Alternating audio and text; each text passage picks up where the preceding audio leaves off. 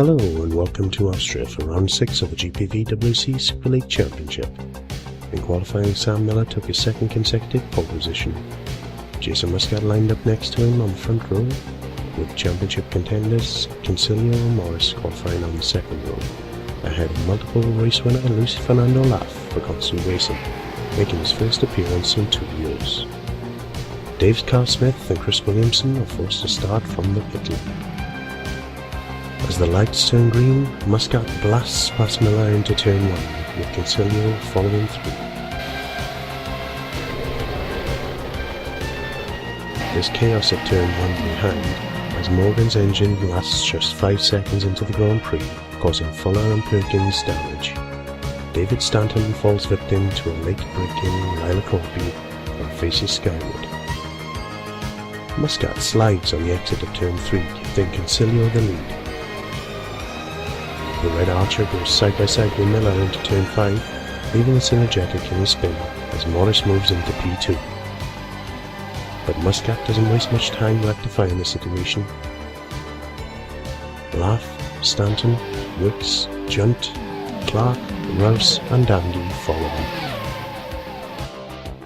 Morris makes a small error, giving Laff an opportunity to pass the championship leader, which he boldly takes.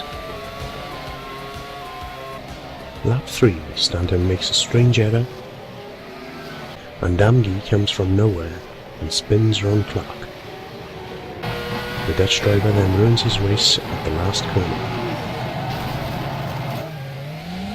Meanwhile, Liechtenstein is unhappy with Ryan's firm defending, causing the German to bin his Synergetic into the wall. The Red Archer's straight-line speed assists Muscat into an easy pass for the lead. His teammate Junt moves into 5th, passing Wicks at turn 1. Laff gets it completely wrong at the final corner. This incident starts a chain of events.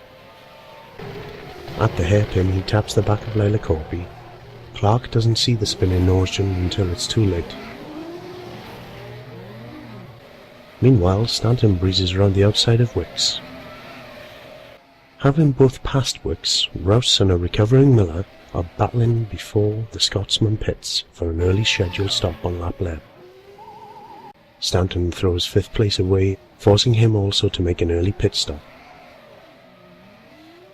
A miscommunication between Miller and debutant Teucher results into a heavy impact for the Finn. Muscat makes his first pit stop on lap 17, raising questions about whether he's on a 2 or a 3 stop strategy. He must push hard to retain the lead to his Maltese compatriot. He starts with a great move on Wicks around the outside of turn 3. Miller is pushing hard approaching Rowland, but a similar incident to that of Ryan and Liechtenstein sees a drive-through penalty handed to the Midnight driver. He retires a lap later. Lap 24 and Concilio exits his pit stop just behind Muscat. The Red Archer has done enough for now. Wicks and Rouse go wheel to wheel and replicate the leader's incident on lap 1, with Rouse coming off worse. Carl Smith has been battling with Stanton for several laps. Unfortunately, a steering malfunction causes him to lose control, crashing heavily into the barriers, flipping the car, ending a bad campaign for Midnight Motorsport. Miller snatches 5th off Wicks at the hairpin. Both have 1 scheduled stop left to make.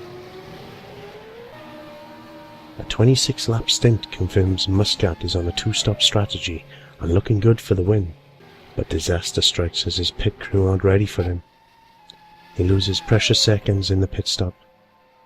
Concilio, meanwhile, exits his pit stop 2 laps later and rejoins with a 5-second lead to the chasing Muscat. Exiting his final stop, an embarrassing mistake for Miller costs him a front win. Lap 48 and Junt is the next victim to the A1 ring's walls. He manages to get back to the pits and retain his position. Morris, who exited his final stop a lap earlier, slipstreams Concilio and passes him for the lead on lap 51. Concilio isn't finished though, and he passes Morris in the first turn on lap 53. The two go on to trade positions several times, but all this has allowed the Flying Muscat to close. On lap 59 he passes Concilio, and on lap 60 Morris. The three continue to trade positions every lap. They cross the line almost together, surely the closest finish in the history of the GPVWC. So Muscat takes a well-deserved first win of the season. Concilio finally finishes ahead of Morris, with the Woods cars bringing home a strong haul of points.